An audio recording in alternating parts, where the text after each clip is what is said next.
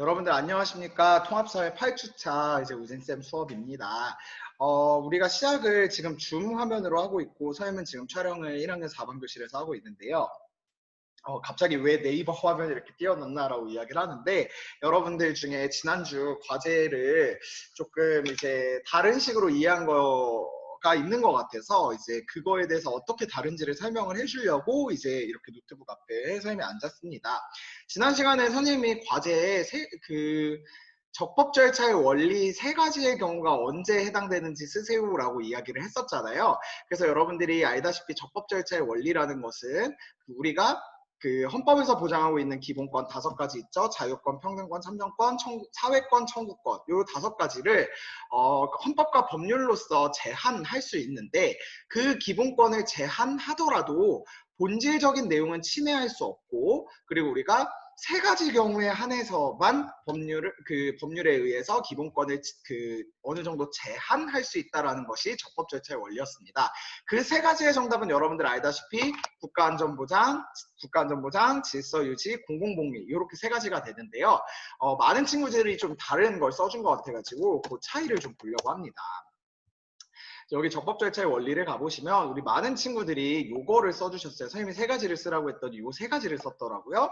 절차상 개인의 권리나 자유에 영향을 미치는 국가행위에 대하여 해당 국가기관이 정당한 권한을 가질 것과 입법의 절차는 물론 제정된 법률의 내용도 구체적이고 명확할 것, 문제된 행위에 대한 상대방의 고지 및 청문이 있어야 되고, 변호인의 조력을 받을 권리와 유리한 증인의 강제 송환 등이 보장될 것, 권리와 의무를 판정하는 정의의 원칙과 헌법의 기본 이념이 합치하여야 하며 자의적인 것이 아닐 것 등이 포함되는 것으로 이해하고 있다라고 되어 있는데, 요 3가지는 여러분들 앞에 보시면 기존 판례는 적법 절차의 핵심이라고 되어 있어요. 판례라고 나오는데, 우리가 이제 여러분들 중에 그 법조계 쪽으로 희망하는 친구들도 있을 거라고 선생님은 생각합니다.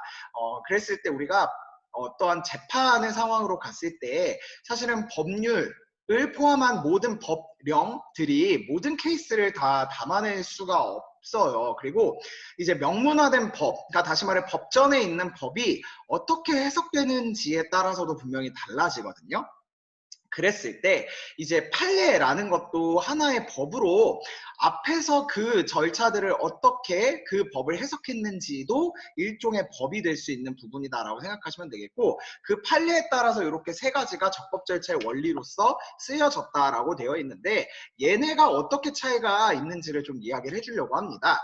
선생님이 과제로 제시했던 거는 적법 절차의 원리 3가지 특징, 그러니까 3가지 특징인데 언제 하는지의 3가지예요. 그러니까 국가안전보장, 질서유지, 공공복리라는 요 3가지 경우에 한다라는 것으로서 우리가 육하원칙으로 따졌을 때 왜 우리 있잖아요. 이렇게 할까? 누가 언제 무엇을 어떻게 어디서 왜 이렇게 있잖아요. 그 중에 적법 절차의 원리에 언제를 물어보는 거라고 생각하시면 됩니다. when.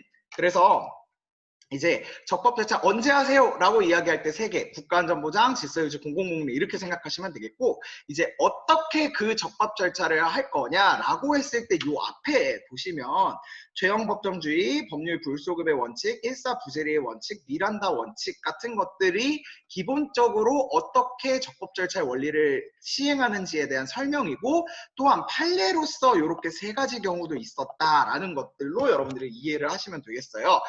여기 앞에 보시면 구체적으로 죄형법정주의, 법률불소급의 원칙, 일사부재리의 원칙, 미란다 원칙이 있는데, 각각의 잠깐씩만 설명하자면, 죄형법정주의는 죄를 다스릴 때는 반드시 법에 의거해서만 되어야 된다라는 뜻이고, 법률불소급의 원칙 같은 경우에는 예를 들어서 어떤 사람이 지금 있는 법에 따라서 그러니까 죄를 지어서 그거에 따라서 벌을 받았는데, 그 법이 사회적 인식이 개선되어서 이게 더 강화가 되든지 뭐 더 약화가 되든지 법이 바뀌었다고 된다고 해봅시다. 그러면 그렇게 바뀐 법이 이 사람한테까지, 그러니까 이전의 재판의 결과를 미쳤던 그 사람에게까지 영향을 줄 수 없다라는 뜻이에요. 그게 법률 불소급의 원칙이고, 일사부재리의 원칙 같은 경우에는 이제 한 번 재판한 걸로 이제 3심 재판까지 갈 수 있죠. 그랬을 때 그 재판의 결과에 대해서 다시 심사하지 않는다라는 뜻이라는 거고요. 일사부재의의 원칙이라는 것도 있는데 그거는 국회에서 법률을 발의할 때 만약에 그 법률이 이제 통과되거나 통과되지 않거나가 이제 그 국회 안에서 의결이 됐어요. 그러면 그 회기 동안 그 회의 안에서는 다시 제출하지 못한다는 뜻이기 때문에 일사부재의 원칙하고 좀 다릅니다. 그다음에 미란다 원칙, 잠깐 설명했던 것 같은데 사람들을 체포할 때는 반드시 외쳐줘야 될 것들이 있었죠. 당신은 묵비권을 행사하고 변호사를 선임할 수 있으며 이런 것들. 그러니까 이런 것들의 방법에 의거하여 어떻게에 의거하여 이 적법 절차의 원리를 시행한다라고 생각하시면 되겠습니다.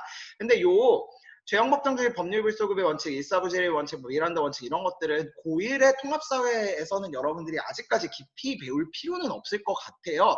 만약에 이런 거에 관심이 있는 친구들은 우리 2학년 때 양서고에서는 정치와 법이라는 과목을 배우는데 거기 가면 여러분들은 조금 더 자세하게 배울 수 있으니까 우리는 적법 절차의 원리를 언제 시행하지? 그 언제 시행 세 가지 국가안전보장, 질서유지, 공공복리 요 세 가지 사실이 있다는 걸 여러분들이 명심해 주셨으면 좋겠습니다. 자, 이번에는 우리 지난 시간에 선생님이 여러분들한테 설명해 드렸던 수행평가에 관한 이야기를 좀 하려고 합니다. 그래서 이 수행평가의 공지사항으로 선생님이 올려놓은 것들과 그 다음에 질문 게시판에 올려져 있는 것에 답변을 드리면서 이제 여러분들이 좀 본격적으로 수행평가 준비할 수 있도록 이제 독려를 해야 될 것 같아요. 선생님이 방금 그 과제 해설한 거를 동영기 줌으로 촬영을 하고 그 다음에 다시 이제 돌려봤더니 세상에 선생님 표정이 왜 이렇게 아련하게 찍혔는지 모르겠어요. 그리고 이제 그 노트북 충전기 때문에 오른쪽 교실 가서 이제 코드 있는 데서 찍었더니 너무 어두운 조명 속에서 나와가지고 선생님이 지금 아예 이렇게 교실 한 가운데 중간으로 나왔습니다. 여러분들이 이해를 해주셨으면 좋겠어요. 자, 그래서 우리 수행평가에 관한 이야기를 좀 할 텐데 요 두 가지 공지사항이 있습니다. 여러분들이 확인을 해주시면 되고요. 이 수행평가 양식 샘플부터 여러분들한테 설명을 드리도록 하겠습니다.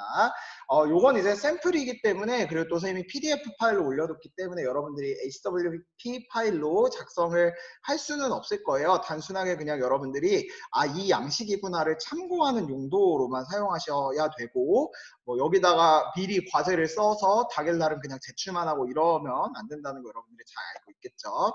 그래서 이제 당일날 여러분들이 이 양식들 중에 골라서 하시면 되겠습니다. 첫 번째 탐구형은 이제 본인이 배운 주제들, 그러니까 오원택 선생님 거, 선생님 거, 박경영 선생님 거 중에서 이런 걸 조금 더 심화를 시켜보겠다 하는 것들에 대한 것들이라고 생각하시면 되겠어요. 고르게 된 이유, 그 다음에 깊이 탐구한 내용 작성, 그 다음에 느낀 점과 어떻게 새로운 성장이 되었는지를 작성하시면 돼요. 그 당일날 50분 동안. 분량은 가급적 가득 채울 수 있다라고 그러니까 분량은 가급적 가득 채울 수 있도록 하자라고 돼 있는데 웬만하면 이제 분량 자체도 그냥 이런 거 했다 정도가 아니라 다양한 것들에 대한 것들을 좀 나타내 줄 수 있는 것이 중요할 것 같아요. 그래서 여러분들이 최대한 이제 쓸 수 있는 말은 잘 썼으면 좋겠습니다. 두 번째는 진로형인데 자기가 선택한 주제가 본인의 희망 진로 전공과 어떻게 연결될 수 있는지에 대해서 서술하세요라고 되어 있습니다. 그래서 글로 써주시던지 아니면 뭐 다른 형태를 통해서 배운 것들이 내 진로에 어떻게 연관이 될 수 있는지에 대해서 이야기를 써주시면 되겠어요.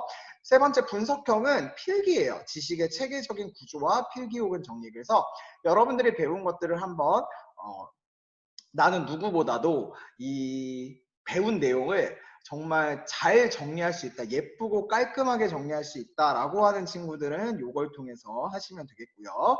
자, 네 번째가 토론형이고 다섯 번째가 토의형인데 이 토론형과 토의형은 반드시 본인이 했으면 누구랑 했는지를 같이 좀 밝혀주셔야 돼요.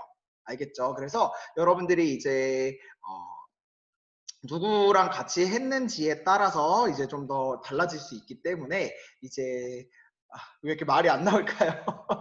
그리고 그 수행평가 하실 때 당일날 50분 동안에는 이제 선생님이 이제 다른 사회 선생님들하고 협의를 해봤는데 이제 다른 거 활동하는 친구들도 분명히 이제 있을 테니 그 시간에 토론 토의를 하지 마시고 만약에 본인이 토론형과 토의형을 고르겠다라고 한다면 미리 수행평가 실시하기 전에 미리 하실 수 있도록 하시면 되겠습니다. 한 가지 팁을 드리자면은 이제 여러분들 어차피 6월 17일 수요일날 기숙사에 들어와서 7월 3일까지 있게 될 거고 그 사이에 수행평가를 할 거기 때문에 기숙사 시간이 있는데 토요일 같은 때 자유 시간도 있을 수 있고요. 그 다음에 식사 시간 같은 때도 있을 수가 있어요. 그래서 그런 시간 활용하셔서 이제 본인의 친구랑 토론과 토의를 해서 수행평가 준비하는 것도 하나의 방법일 수 있겠습니다. 우리 친구들 중에 선생님한테 벌써 느낌이 자기는 토론 토의 되게 좋아한다 이런 친구들이 또 있는 것 같아서 이런 거 하실 분들은 하시면 되겠어요. 선생님 지난 시간에 얘기했다시피 토론 토의는 저거라고 했었죠. 그 토론은 찬성과 반대 입장에서 이제 서로의 대립되는 의견에 대해서 얘기를 해보는 거고, 그 다음에 토의라고 한다면은 이 토의는 자기가 어떤 식으로 이 정책 혹은 생각을 발전시킬 수 있는지에 대해서 토의하는 거다라고 생각하시면 되겠습니다. 앞에 5가지 양식에도 불구하고 나는 선생님 저는 앞에 5가지 말고 다른 걸로 독창적으로 저의 주제를 한번 표현해보고 싶어요 하는 친구들은 요거 6번째 자유형이 있어요. 그래서 그냥 자유형에는 여러분들이 하고 싶은 것들 그냥 마음껏 할 수 있다고 생각하시면 되겠습니다. 자, 여기서 여러분들 공통 양식으로 보시면 수업 일시가 들어가 있는 거 보이시죠? 우리가 원격 수업으로 했던 오늘까지의 내용 1차시부터 8차시까지 총 24번의 수업 중에서 이제 여러분들이 고르는 것이기 때문에 수업 일시는 어차피 다 통일이 되어 있을 거라고 생각을 합니다. 그래서 여러분들이 미리 그 우리 온라인 클래스에 들어가 보시면은 이제 사회과 온라인 클래스 같은 경우에는 항상 이렇게 이제 이 날짜가 써 있잖아요. 각각의 날짜들에 맞게 좀 여러분들이 미리 그것도 좀 준비를 해서 와주셨으면 좋겠어요. 괜찮죠? 자, 그 다음에 또 공지사항으로 2번째 여러분들한테 말씀드릴 것은 양식 샘플을 방금 봤죠. 수행평가 실시시간표 보도록 하겠습니다. 언제 하는지인데요. 여러분들의 형평성을 정말 많이 고려를 했어요. 그래서 어느 반이더라도 동일하게 좀 할 수 있도록 이제 수행평가 실시시간표를 우리 펼쳐보도록 합시다. 자, 그래서 1반부터 7반까지의 이제 현장 수업 시간을 활용해서 이제 하게 되게 될 텐데요. 요렇게 됩니다. 1반 친구들은 요렇게, 2반은 요렇게, 3, 4, 5, 6, 7. 그 중에 이제 좀 시간표가 맞지 않거나 하는 반들 같은 경우에는 이제 요 시간, 4반 오원택 선생님하고 6반 박경영 선생님 수업 그 수행평가 같은 경우에는 이제 박우진 선생님 수행평가 제 수업 시간에 한다라고 생각을 하시면 되겠고, 3반 같은 경우에는 조금 애매해요. 그래서 통합과학의 장유현 선생님이 1시간 이제 선생님한테 빌려주기로 하셨거든요. 그래서 요 시간들에 맞춰서 우리가 수행평가 진행한다고 생각하시면 되겠습니다. 자기 반 거 잘 체크를 해놔야겠죠? 그리고 각 반 입장에서는 요 밑에 보시면 6월 22, 6월 23, 6월 24에서 6월 26, 7월 1일에서 7월 2일 우리 달력을 한번 볼까요? 달력 보시면 6월 22에서 23 여기서 꼭 한번 걸리게끔 되어 있고요. 그 다음에 24부터 26 여기서 이제 한번 걸리게 되어 있어요. 본인들 수행평가가. 그리고 요 날 우리 중간고사 보고 요 날은 이제 여러분들이 중간고사 앞두고 있을 수행평가 부담스러울 거라고 생각을 해서 이제 7월 3일날 우리가 귀가를 하니까 7월 1, 2 요때 한번 진행한다라고 생각하시면 되겠습니다. 그래서 3반, 4반, 6반 같은 경우에는 이제 4반 같은 경우도 시간표가 월, 화, 목으로 나오게 되니 통합사회가 이제 이렇게 되면은 다른 반이랑 형평성이 조금 그럴 수 있을 것 같아서 이제 선생님들이 막 조정하고 머리 쓰고 해가지고 이렇게 시간표를 만들었다는 거 좀 알아주시고 요 시간에 맞춰서 준비를 해주셨으면 좋겠습니다. 갑자기 왜 이런지 모르겠어요. 알겠죠? 자, 그 다음 이제 우리 질문들 한번 체크를 해보도록 합시다. 질문들은 첫 번째 질문이네요. 안녕하세요. 오늘은 수업 듣던 갑자기 라디오 DJ가 된. 안녕하세요. 오늘은 수업을 듣던 중에 수행평가에 대해 궁금한 점이 생겨 질문합니다. 수행평가 유형 중에서 탐구형을 선택할 경우에는 자료나 관련 내용 중요하죠. 를 찾아야 되는데 수업 시간에 자료실이나 컴퓨터실을 이용하는 건가요? 아니면 그 이전에 탐구할 내용에 대한 자료를 뽑아서 수업 시간에 작성을 하는 건가요? 라고 돼 있는데 여러분들이 여기 이 수행평가는 점수를 구분하기 위해서 진행하는 수행평가가 아니라고 생각을 하셔야 됩니다. 그래서 최대한 여러분들이 끌어올 수 있는 혹은 참고할 수 있는 책, 신문기사, 자료 같은 것들은 많이들 갖고 오시는 게 중요할 것 같아요. 그래서 여러분들이 자료들은 꼭 첨부해서 당일날 수행평가 때 참고하실 수 있는 자료들은 가져오셨으면 좋겠고요. 그 다음에 이제 선생님 그러면 미리 써와도 되나요? 라고 할 수 있는데 그건 안 됩니다. 내가 아까도 얘기했지만 샘플용이라는 걸로만 보여줬기 때문에 이런 데다가 내가 이제 채우겠구나 라는 것만 참고를 해야 되지 미리 이제 써오시는 건 당연히 안 된다라고 생각을 하시면 되겠고요. 그래서 요 50분 동안 여러분들이 좀 집중해서 쓸 수 있도록 이제 자료들을 좀 가공하는 것까지는 좀 필요할 것 같아. 그래서 나는 요거를 요렇게 쓰고 요거는 요렇게 써야지 해서 미리 좀 읽어보고 숙제해갖고 오는 건 당연히 필요한 작업이겠죠. 그래서 자료 얼마든지 갖고 오시는 거, 왜냐면 컴퓨터실은 이용이 불가능할 것 같아서요.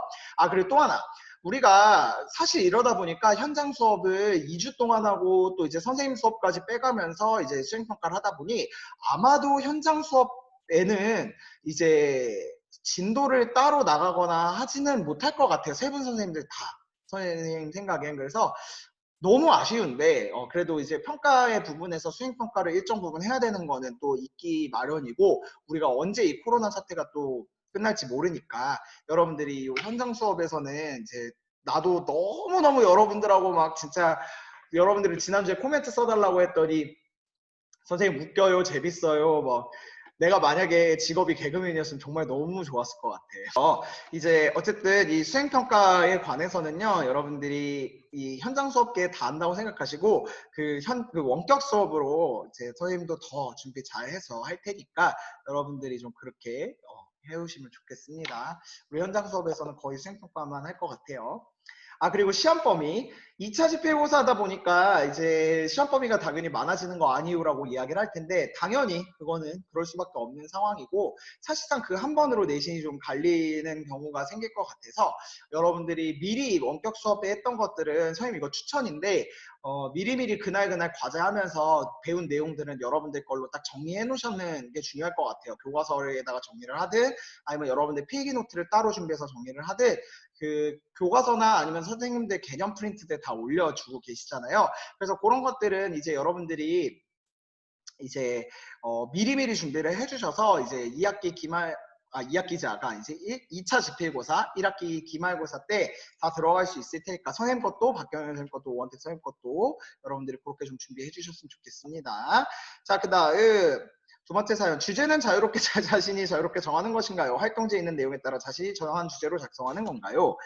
네, 주제는 자신이 자유롭게 정합니다. 그 대신 오원택 선생님 시간에 하는 수행평가는 오원택 선생님의 그 강의 내용 중에서 골라야겠죠.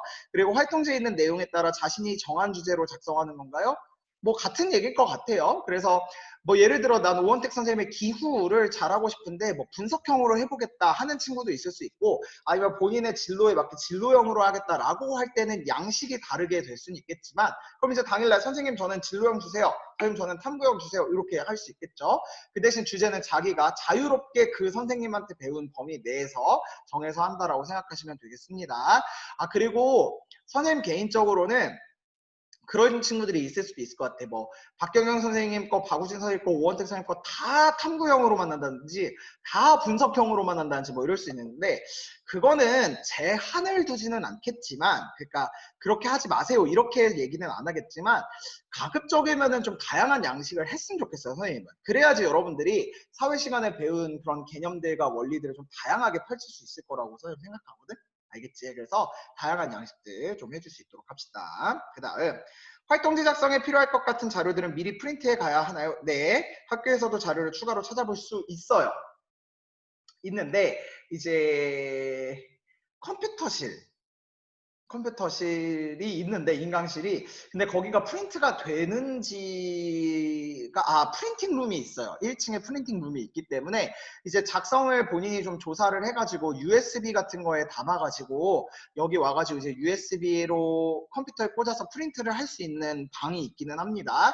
그렇게 해주셔도 되는데 선생님 개인적으로는 우리 어쨌든 일주일간 좀 남았으니까 그리고 다음 주에 미리 얘기하지만 다음 주에 통합사회 수업이 이제 3시간의 진도가 다 나가지 않을 거거든요. 우리 세 분의 선생님들이 여러분들 또 귀산날이고 하니까 세 분 다 진도를 나가는 수업의 영상을 올리지 않을 계획입니다. 그래서 그럴 때 활용해서 좀 여러분들이 미리 해갖고 오시기를 좀 강추드려요.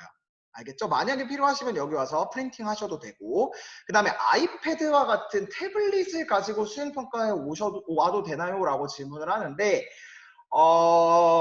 그 태블릿 같은 경우가 지금 수행평가 기간에도 교실에 반입을 할 수 있는지 없는지에 대해서 선생님들끼리 조금 의견이 갈리는 상황이기 때문에 우리는 항상 최악의 상황은 염두를 해둬야 되니까 안 된다고 일단은 좀 생각을 하고 준비를 하시는 게 어떨까라는 개인적인 생각이 있습니다. 알겠죠? 안 된다고 생각했다가 되는 거랑 된다고 생각할 때랑 생각했다가 안 되는 거랑 또 다르니까 일단은 태블릿은 반입 안 된다고 생각을 하시고 종이로 좀 뽑아오는 걸로 할 수 있도록 합시다. 마지막 네 번째 질문. 먼저 각 선생님들 활동지마다 50분씩 주십니다. 네, 50분이고요. 미리 자료 같은 거 준비 괜찮죠? 만약 학교에 가서 수업을 듣고 나서 그 수업에 관련된 걸로 활동지를 해도 괜찮은 건지 아니면 온라인 클래스에서 배웠던 것만 가능한 건지 궁금합니다 돼 있는데 학교에 와서 수업 듣는 걸로 해도 괜찮은데 선생님이 아까도 얘기했지만 원격 수업밖에 거의 못할 것 같다. 진도 나가는 거는. 왜냐면 현장 수업은 여러분들 생각보다 변수가 많거든요. 우리 2주밖에 안 되기도 하고 사이에 중간고사 국영수 보기도 해야 되고 이러니까 아마 현장 수업으로 진도 나갈 수 있는 게 좀 제한되고 거의 없을 거예요. 그러니까 여러분들이 온라인 클래스에서 진행됐던 걸로 한다라고 생각하시고 좀 여러분들이 준비를 해오셨으면 좋겠습니다. 알겠죠? 자, 이렇게 해서 우리 수행평가에 대한 기본적인 안내까지 다 마쳤습니다. 여러분들이 좀 잘 준비해 오시고요. 혹시 궁금한 거 있으시면은 그 수행평가 질문 여기 질문 게시판에 이제부터 선생님이 답글로 달아줄 테니까 혹시 또 궁금하신 거 있으면 언제든지 그 질문 해주셨으면 좋겠습니다. 자, 그럼 이제 수업에서 만날 수 있도록 합시다.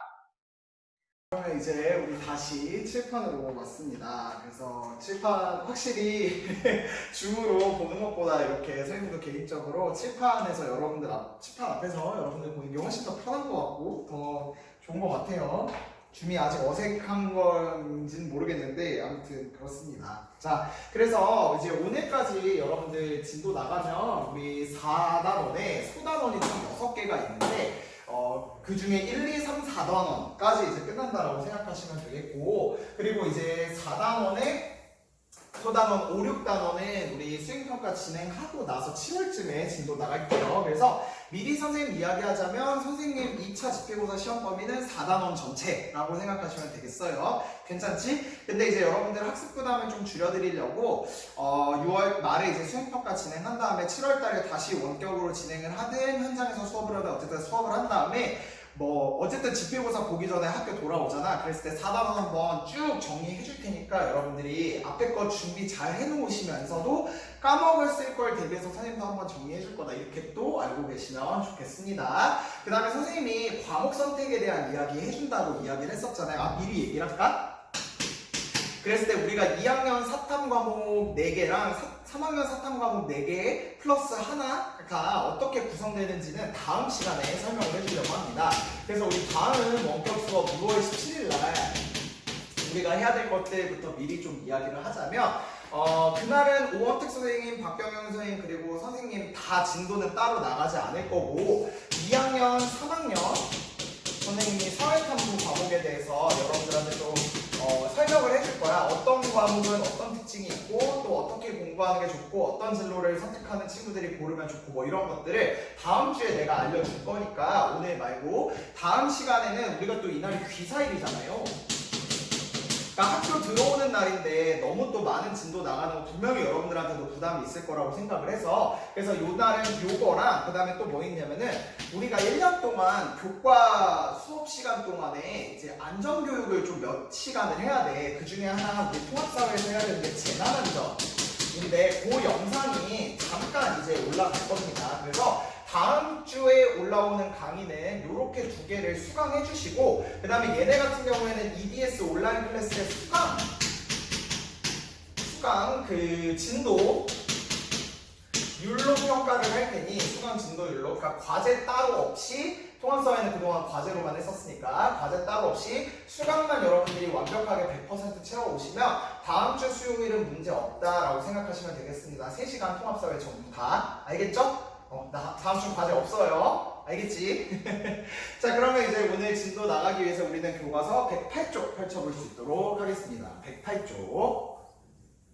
자, 그래서 우리가 이제 인권에 대해서 계속해서 이야기를 하고 있는데 오늘은 잠깐 그 얘기를 해보려고 해. 얘들아, 통합사회라는 것은 9개 단원이 각각에 대해서 우리가 시간적, 공간적, 윤리적, 사회적 관점으로 본다라는 이야기 여러분들 아실 거고, 그래서 우리 경영쌤 수업 시간에도 여러분들이 그 4가지 관점 어떻게 보는지에 대해서 잘 알고 있을 거라고 선생님은 생각합니다. 그래서 우리가 인권이라는 것을 시간적인 순서로 옛날부터 어떻게 흘러왔는지까지 지금 자세하게 살펴봤고요. 그 다음에 우리가 법과 제도적인 측면에서 지금 우리나라 헌법을 살펴보면서 인권이 어떻게 보장되고 있는지까지 사회적인 측면으로도 살펴봤습니다. 한번 복습해볼까요? 우리 헌법에 보장되어 있는 인권을 3글자로 기본권이라고 이야기를 하는데, 그 기본권 중에서 이제 가장 밑에 인간의 존엄과 가치 및 행복 추구권이 있고, 그 위에 이제 5가지의 권리가 있었다고 했었죠. 자유권, 평등권, 참정권, 청구권, 사회권, 정부권. 자, 그 다음에 우리가 그 외에도 제도가 6가지가 있었다는 거 여러분들 배웠습니다. 권력분립제도, 민주적 선거제도, 복수정당제, 기본권 구제제도, 그 다음에 법치주의, 적법절차의 원리. 각각의 여러분들이 그 헌법에서 어떻게 보장하는지까지 정확하게 배웠어. 그리고 공간적 관점은 우리가 7월달에 이제 5, 6단원에서 좀 배울 거란 말이에요. 인권이 좀 잘 안 지켜지는 나라들의 특징을 살펴보면서 어떤 그 국가들의 특징들이 있는지를 좀 공간적인 관점으로 살펴볼 거고, 오늘 이제 우리가 윤리적 관점으로 생각한다고 생각하시면 되겠어요. 그래서 윤리적 관점에서 인권을 어떻게 지키는지에 대한 이야기까지 한번 생각을 해볼 수 있는 시간. 그러니까 오늘은 약간 도덕 시간 같은 느낌이라고 생각하시면 좋을 것 같아요. 그래서 우리 108쪽에 준법의식과 시민참여 갈 수 있도록 합시다. 자, 가보시면은 준법의식을 가져야 하는 이유는 무엇일까라고 되어 있어요. 모든 학교에는 학생들을 보호하고 질서를 유지하기 위한 규칙이 존재하는데, 학생들이 이러한 규칙을 무시하고 위반한다면 어떻게 될까? 규칙을 지킨 학생이 오히려 손해를 보는 일이 발생하고 학교의 원칙이 무너지게 될 것이다. 법도 마찬가지이다. 인권을 보장하기 위한 제도적 장치를 규정해 두었다고 해도 시민들이 이를 지키지 않으면 소용이 없다라고 되어 있습니다. 그래서 우리 밑줄 찾아보도록 할게요. 법을 지키고자 하는 형광펜 준법의식이 밑줄 뒷받침되어야 법이 본연의 기능을 발휘할 수 있다. 밑줄 쳐주시면 되겠습니다. 준법의식. 그러니까 우리가 지금 이 인권단원에 처음으로 나오는 윤리적인 주제가 뭐냐면 바로 이 준법의식, 법을 잘 지키는 의식을 가지자라는 뜻인 건데, 사실 너무 당연한 얘기인 게, 뭐 당연히 법 잘 지켜야 된다는 건 여러분들도 알겠지만 이런 차원이라고 생각을 하면 돼요. 우리 이미 여러 번 앞에서 봤지만 우리나라의 가장 위에 있는 법이 뭐라고? 그치, 헌법이지. 그 다음에 있는 법이 법률, 그 다음에 명령. 요건 좀 여러분들이 잘 알아둬야 될 것 같아. 그 다음에 있는 것이 조례랑 그리고 규칙, 이렇게 된다는 거 여러분들이 알고 계실 겁니다. 그랬을 때 우리나라 법 중에 또 중요한 원칙이 하나가 있는데, 그게 뭐냐면 상위법 우선의 원칙이라는 것이 있어요. 그러니까 명령은 법률을 어길 수 없고, 법률은 헌법을 어길 수 없고, 이 상위법의 기본 정신은 그 밑에 다 적용이 될 수 있도록 해야 된다라는 얘기입니다. 그러면 헌법이 추구하는 가장 제1의 가치가 우리 뭐라고 했었지?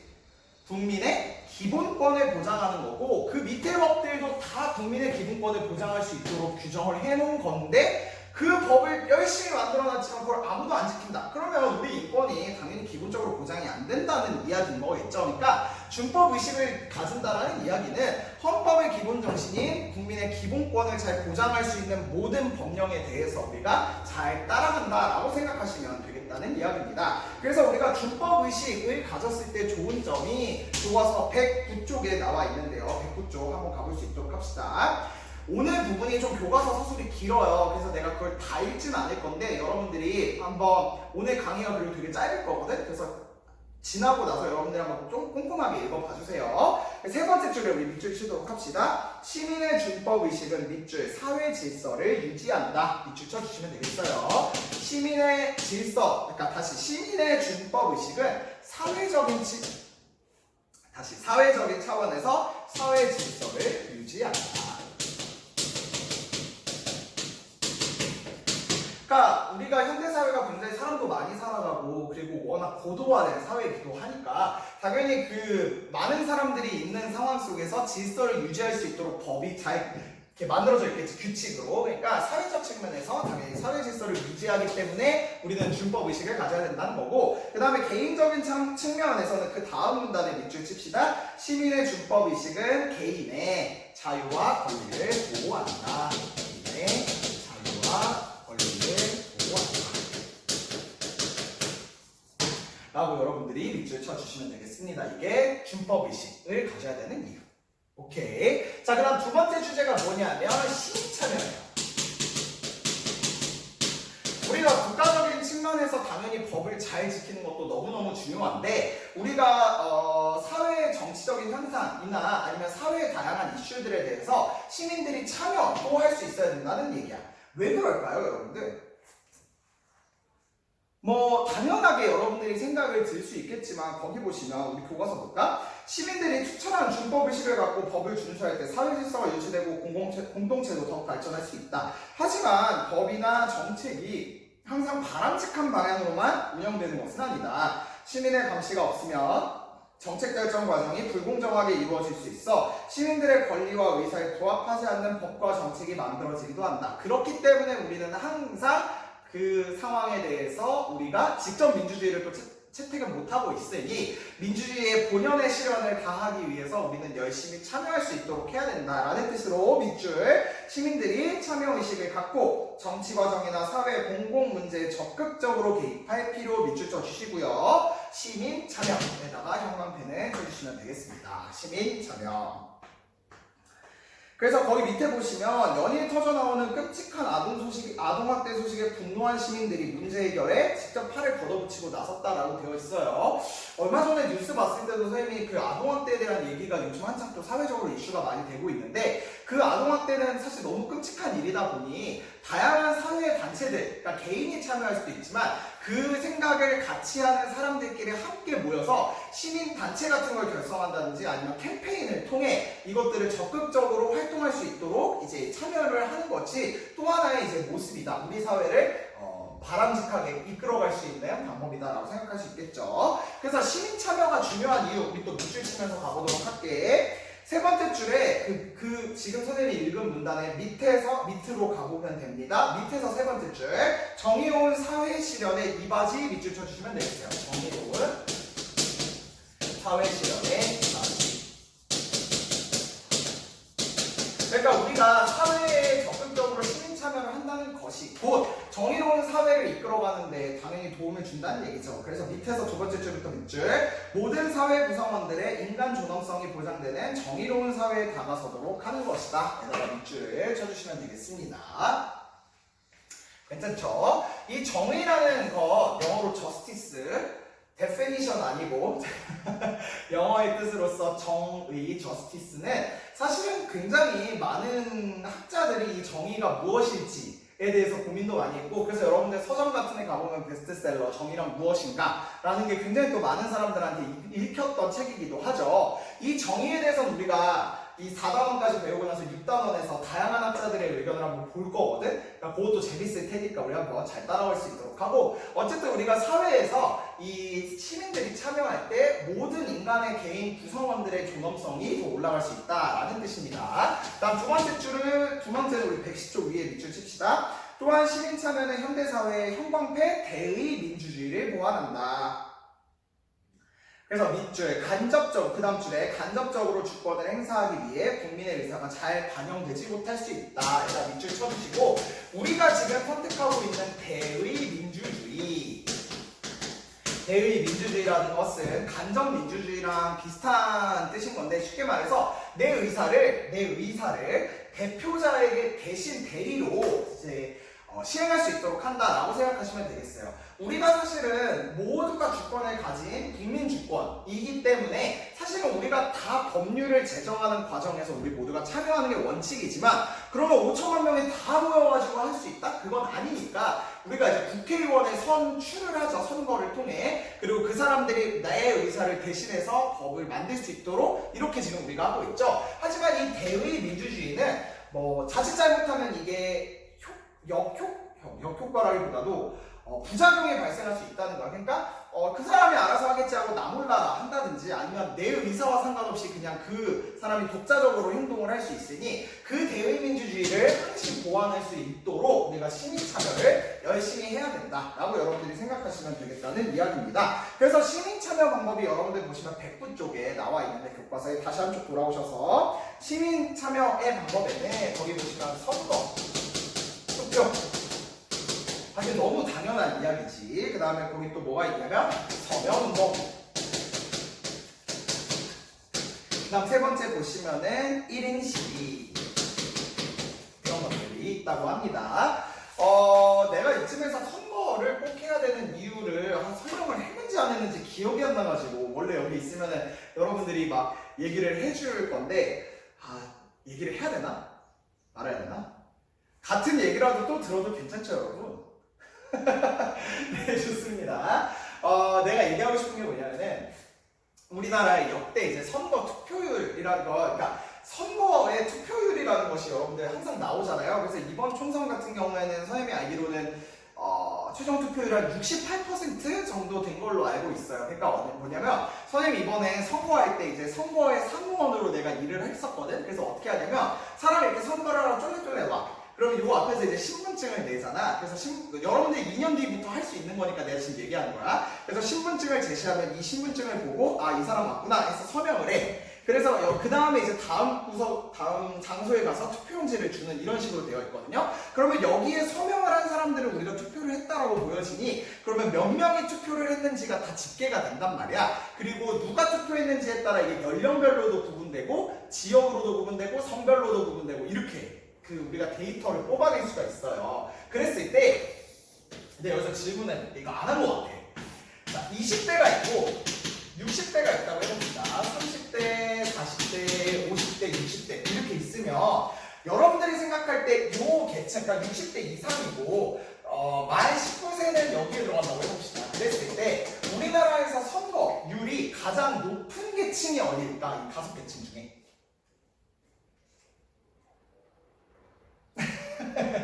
한번 생각해보면 좋겠지만은 60대 이상이 사실 제일 많이 나타나고 있고요. 그 다음에 이제 제일 선거율이 낮은 이유가 20대에서 나타나고 있어요. 선거율이. 이렇게 되고 있거든요. 그러면 여러분들, 그러니까 이거는 그 대통령 선거든 국회의원 선거든 지자체 선거든 선거율, 투표율이 매번 이제 선거마다 조금씩 달라지긴 하지만 연령별로 비교해봤을 때 항상 이렇게 되는 거는 늘 똑같이 나타나고 있는 현상이야, 우리나라에서. 그러면 내가 하고 싶은 말이 뭐냐면, 얘들아, 정치인들은, 선거에 나간 사람들은 사실은 제1의 목적이 뭐냐면 당선되는 거야. 내가 뭘 열심히 하고 싶고 공의를 위해서 정말 열심히 노력을 하려고 생각을 하는데, 그러려면 내가 이 선거에 나가서 당선이 되어야 사실 내가 할 수 있는 걸 할 수 있는 거잖아. 그러면 내가 당선되기 위해서 정말 열심히 노력을 할 텐데, 얘들아, 이게 실제 데이터인데요. 한 4, 5년 전까지의 데이터라고 생각하시면 돼. 실제로 60대 이상은 한 80%의 투표율이 나오고, 그 다음에 20대 이상은 한 60%의 투표율이 나오고, 그러니까 계층 자체가 굉장히 차이가 커. 그러면 너희들 생각했을 때, 더군다나 여기 우리 저출산이라서 인구 더 줄어든다며. 근데 고령화라서 여기는 더 인구가 늘어난다며. 그 늘어나는 인구 중에 80%, 그 줄어드는 인구 중에 60%야. 그러면 여러분들이 정치인이라면 당연히 20대에 맞는 정책을 짜겠어? 60대에 맞는 정책을 짜겠어? 당연히 표를 얻으려면 60대에 맞는 정책을 짤 수밖에 없을 거 아니야. 그치? 그러니까 내가 하고 싶은 얘기는, 우리 지금 20대들이 뭐 선생님도 이게 걸치고 있는 구간이라고 볼 수 있긴 하지만, 어쨌든 이 막 해조선, 그 다음에 굉장히 어려운 국가 이런 이야기를 하지만, 나는 일정 부분 그게 20대들한테도 책임이 있다고 생각해. 만약에 이게 투표율이 90% 이렇게 나온다고 해봐. 그러면 정치인들은 20대를 위해서 정책을 짜기 위해서 정말 혈안이 되어 있을 거야. 근데 이렇게 정말 데이터로만 봐도 여기가 세니 당연히 이쪽보다는 이쪽에 맞는 정책들과 이반되는 것들이 당연히 나올 수밖에 없겠죠. 알겠지? 그러니까 우리가 선거를 해야 되는 이유가 당연히 그냥 도의적 차원에서 우리가 역사적인 측면에서도 정말 선거권 한 장을 얻기 위해서 많은 사람들이 희생하고 노력했다는 것도 들어가지만, 그것도 중요하지만, 정말 실질적으로 내 목소리를 낼 수 있고 정치인을 움직이게끔 하는 것이 이 투표율, 실제 선거에서 보여지는 모습이다라는 이야기예요. 알겠지? 알겠지? 그러니까 여러분들이 2년 뒤에 선거권이 주어지면 꼭 여러분들 선거를 해서 우리나라에 여러분들이 주권이 있다는 걸 꼭 표현해 주셨으면 좋겠고요. 근데 이외에도 정책도 참여할 수 있는 부분들이 많이 있어요. 시민단체 같은 거. 그 다음에 아예 나는 정당에 좀 가입을 하겠다, 이런 사람들 당연히 가입할 수 있겠죠. 근데 얘들아, 정당에 가입하는 건 너희들 지금은 안 돼. 왜냐면 여러분들은 어차피 투표권이 없기도 하거니와 이제 미성년자라는 있는 것도 있기 때문에 이제 정당에서 본인의 목소리를 내는 것에 대해서는 일정 부분 제약이 있는데 여러분들이 선거권이 주어지는 만 18세죠. 이제 만 18세부터는 정당에 가입도 되거든. 그러니까 여러분들의 목소리를 내고 싶다면 가입하는 것도 하나의 방법 이렇게 생각하시면 되겠고 난 또 뭘 여러분들한테 가르쳐주고 싶냐면 언론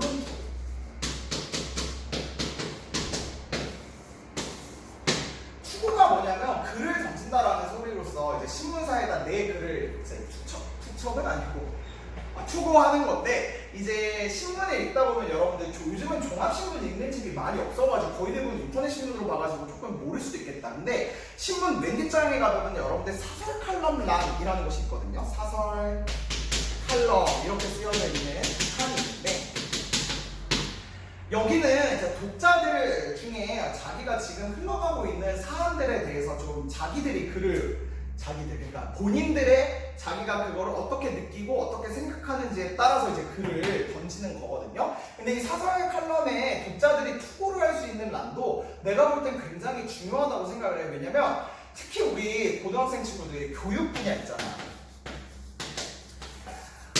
뭐 대한민국 건국 이래 교육이 관심이 없었던 적은 단 한 번도 없기는 합니다. 워낙 이제 우리나라는 이 교육과 입시 이런 게 너무 중요한 나라니까. 근데 사실은 교육에 대해서 이제 논의하고 있는 주체들이 대부분 어른들이고 교육부나 아니면 이제 관련된 정부 부처 기관들에서만 이야기를 하는데 거의 대부분 사실은 우리 교육의 주체인 여러분들은 여러분들의 의견을 제대로 내지 못하는 경우들이 많단 말이야.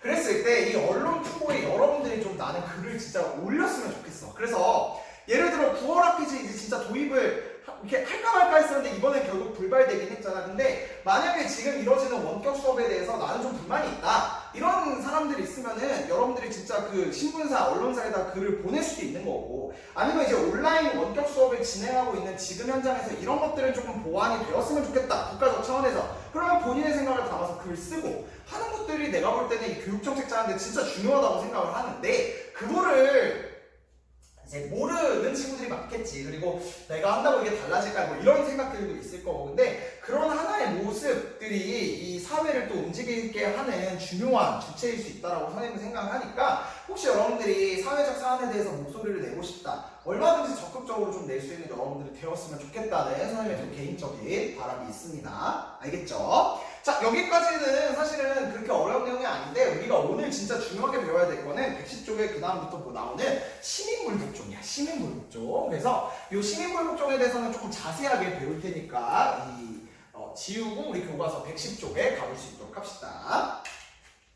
자 그래서 110쪽 가보시면 이러한 시민참여는 보통 합법적인 방법으로 이루어져야 하지만 법이나 정책이 사회 구성원의 권리를 심각하게 침해하고 정의를 훼손한다면 마지막 방법으로 형광펜 시민불복종이 전개될 수 있다. 이런 형광펜을 쳐주시면 되겠습니다. 이게 뭔 소리냐? 우리가 법 잘 지켜야 된다는 거 알아. 근데 시민도 참여해야 된다는 것도 알아. 근데 이런 건 뭐야? 당연히 법도 잘 지키고 시민 참여도 잘하면 좋은데 어떠한 경우에는 법을 어기면서 시민이 참여해야 되는 경우가 있다라는 이야기예요. 왜? 아까도 잠깐 얘기했지만 법이 잘못되었을 수 있기 때문에 이해되시겠죠? 그래서 시민이 참여하는데 그 시민들이 법을 어기는 거야. 준법의식은 법을 지키는 건데 법을 어기고 참여하는 것을 우리가 뭐라고 이야기를 한다는 거냐면 시민불복종이라고 한다는 이야기입니다. 그래서 시민불복종 정의에다 밑줄 치도록 할게요. 정의롭지 못한 법이나 정책을 변혁시켜 공공의 이익을 지키려는 목적에서 양심적으로 행하는 비폭력적 위법 행위에다가 밑줄 쳐주시면 되겠습니다. 비폭력적 위법한 행위.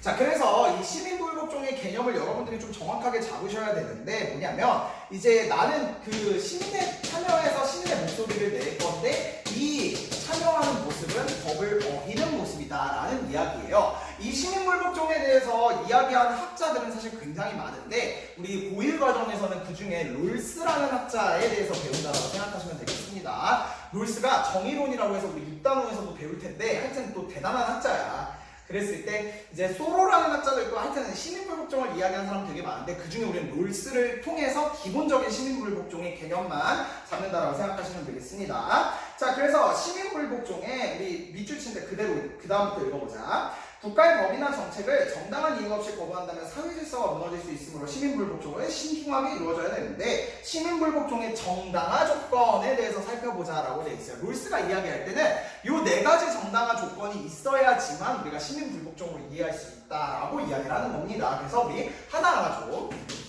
가볼 수 있도록 할게요. 첫 번째는 그 다음 줄에 보시면 여러분들 행위의 목적의 정당성이 있어야 된다. 네, 밑줄을 쳐주시면 되겠습니다.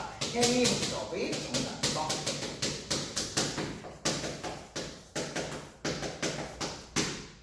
그러니까 내가 이 법을 어기는 행위에 대해서 그 행위가 왜 그런지에 대한 정당한 이유가 있어야 된다는 거야. 아무 생각 없이 그냥 나는 위법행위 이렇게 하게 되면은 이건 오히려 사회를 혼란을 야기시키고 해치는 모습일 수 있겠죠. 그러니까 내가 하는 것에 대한 정확한 이유가 있어야 된다는 이야기입니다. 행위 목적의 정당성. 다음 두 번째 밑줄 비폭력적 방법.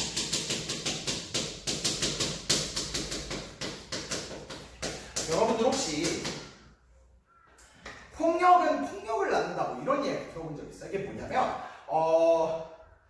내가 어떠한 것에 불복종을 하는 의미에서 이제 폭력을 가하기 시작하면은 내가 원래 시도하려고 했었던 그 본질의 의미는 훼손이 되고 그냥 이제 저 사람을 뭐 억압해야겠다 이런 식으로 그냥 누르게 된단 말이야. 그럼 이쪽에서도 다시 폭력으로 대응이 되겠지. 그러면 폭력은 계속해서 폭력을 낳게 되기 때문에 이게 더 커지게 되고 그러면 본질은 잃게 되는 경우가 되게 많다는 이야기야. 그래서 롤스가 이야기할 때는 비폭력적인 것이 오히려 그 목적을 정확하게 드러낼 수 있는 수단이다 라고 생각을 했기 때문에 비폭력적 방법으로 해야 된다라고 이야기를 했고요. 그 다음에 세 번째는 최후의 수단으로 해야 된다.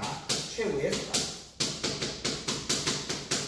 아무 때나 하라는 게 아니라 정말 이런 거 저런 거 해보고 법도 잘 고쳐보려고 했지만 안 될 때 마지막으로 한다라는 뜻으로 최후의 수단인 거고요. 그 다음에 그 밑에 그 마지막을 우리가 뭐라고 밑줄 거냐면 그 줄 끝에 처벌을 기꺼이 감수해야 된다. 처벌을 기꺼이 감수까지 여러분들이 밑줄을 쳐주시면 되겠습니다. 이게 뭔 소리냐면 시민불복종이라는 것은 큰 틀에서 봤을 때 나는 행위 목적이 정당해야 되기 때문에 이 사회의 이 공공의 질서에 대해서 나는 기본적으로 동의하고 우리 구성원들이 다 같이 잘 살았으면 좋겠어. 근데 이 법이 문제니까 이 법과 정책에 대해서 나는 거부할 거야 라는 의미인 거거든요. 그렇기 때문에 나는 그 법에 대해서 그 조항에 대해서 이게 제외하는 거니까 안 지키는 거잖아. 그러면 나머지 법 조항들로 인해 내가 처벌을 받을 수도 있거든. 근데 그 처벌을 받음에도 불구하고 나는 그 처벌을 감수하면서까지 이 불복종을 한다라는 이야기야. 왜냐면 그 처벌을 하고 있다라는 처벌을 감수한다는 말 자체가 이 법 조항을 제외한 그림으로 그려줄게. 전체 법에서 나는 이 법에 대해서 불복종을 하는데 나머지 법에 대해서는 나는 동의를 하잖아. 그리고 이 법을 지키고 있는 우리 공동체랑 개인의 인권들은 다 존중을 하니 나는 이 나머지 법에 대해서 존중한다라는 의미로 다시 말해 다른 법에 대해 법은 존중한다라는 의미로서 처벌을 기꺼이 감수해야 된다라고 봤다라는 이야기예요. 이해되시겠어요? 그래서 여러분들 왼쪽에 이제 존 롤스가 정의론에서 말하고 있는 거를 한번 볼 건데 시민불복종은 밑줄 법의 바깥 경계선에 있긴 하지만 또 밑줄 법에 대한 충성심의 한계 내에서 법에 대한 불복종을 나타내는 것이다 라고 돼 있어요. 뭔 소리냐? 아 이거 괜히 지웠네. 나는 지금 요 조항에 대해서는 법의 바깥 경계선상에 있지만 이 법에 대한 나머지의 법에 대한 충실성의 한계 안에서 나는 움직이는 거다. 법의 불복종을 나타내는 거다. 그러니까 나는 처벌을 기꺼이 감수할 거다라는 이야기까지 우리가 살펴본다라고 생각하시면 돼요. 그래서 우리가 어떤 사건이 딱 주어졌을 때 이 시민불복종이 맞니 틀리니는 여러분들이 이 네 가지를 가지고 한번 고민을 해주시면 된다라는 이야기입니다. 대표적인 사례가 그 밑에 보시면 간디의 소금투쟁인데요. 봅시다. 1930년 영국은 식민지인 인도에서의 소금 생산을 금지하고 반드시 영국에서 소금을 수입해서 쓰도록 하는 소금법이라는 법이 제정이 됐대. 근데 그 소금법은 얘들아 봐봐. 인도에서의 소금 생산을 금지하고 영국에서 반드시 수입을 해야 된다는 거. 이건 전형적인 사실 식민지 착취법이거든. 그리고 소금에 붙는 세금이 너무 비싸 소금을 사 먹지 못하는 상황이 벌어졌대요. 이 소금을 계속해서 가격을 올리는 거야. 그러니까 인도에 사는 사람들은 생산도 못하는데 심지어 소비도 못하는 상황이 된 거지. 이해가 되지? 그래서 간디는 아, 이 법 잘못된 법이야라고 외쳤다는 거야. 하지만 이러한 요구는 받아들여지지 않았고 간디는 이에 대한 저항의 표시로 그의 제자 및 지지자와 함께 평화적 행진을 시작하였다. 약 1개월 동안의 행진 끝에 동쪽 해안에 도착한 간디는 바닷물로 소금을 만들기 시작했는데 영국 경찰의 폭력적인 진압으로 약 6만여 명이 투옥되었지만 그들은 소금 만드는 것을 멈추지 않았다. 결국 영국 정부는 인도에서의 소금 생산을 허용하기에 이르렀다고 돼 있어요. 이게 정당합니까? 그렇지. 부당한 소금법을 폐지해야 된다는 뜻에서 당연히 정당하고 비폭력적으로 계속 걸었대. 걸어서 어떻게 했냐면 우리 인도 대충 그림 이렇잖아. 이 동쪽 바다까지 걸어갔다라는 이야기입니다. 되게 부끄러워 그림한테는. 다음 최후했다. 폐지해달라고 요구했지만 안 됐다라고 돼 있고 처벌을 기꺼이 감수해 폭력적으로 막 진압하는 과정에서도 꿋꿋이 버텼다라는 이야기인 거죠. 그래서 이런 간디의 소금 추진을 우리는 대표적인 시민불복종의 사례로 보고 있고요. 그 밖에 이제 이 시민불복종 사례가 이제 1960년대 미국에서 진행됐던 흑백 차별로 인한, 그러니까 그때는 흑백을 이제 버스 안에서 구분해서 앉아야 된다고 이런 법이 있었어요. 그래서 이 승차 거부 운동이라는 것이 한번 일어난 적이 있었거든요. 그래서 그런 것들이 이제 시민불복 쪽에 들어갈 수 있을 것 같아. 자, 그래서 우리 스스로 확인 한번 가보도록 하자. 1번 시민 참여. 답을 말해버렸네. 자, 답 써주세요. 시민 참여는 시민이 정치 과정이나 사회 공공문제에 적극적으로 개입하는 것이다. 다음 2번 시민 불복종의 정당화 조건 4가지 우리 뭐라고 할 수 있다고? 시작! 행위 목적의 정당성, 비폭력적 방법, 최후의 수단, 처벌을 기꺼이 감수 이렇게 적어놓으시면 되겠습니다. 알겠죠? 좋죠? 자, 그래서 우리 오른쪽 가보시면 오늘의 과제에 나옵니다. 뭐냐면 자료 1번에 우리 사회 준법의식이라고 되어 있거든요. 그래서 여러분들이 한번 오늘에 배운 걸 가지고 준법의식을 가져야 될 텐데 왜 우리나라의 준법의식이 이렇게 낮게 나타나는지에 대한 까닭과 문제점 그리고 높일 수 있는 방안을 여러분들의 목소리로 한번 과제로 올려주시면 되겠습니다. 종도 쳤네요. 자, 오늘 그러면 수업 마무리하고요. 우리 다음 시간에 만날 수 있도록 하겠습니다. 안녕.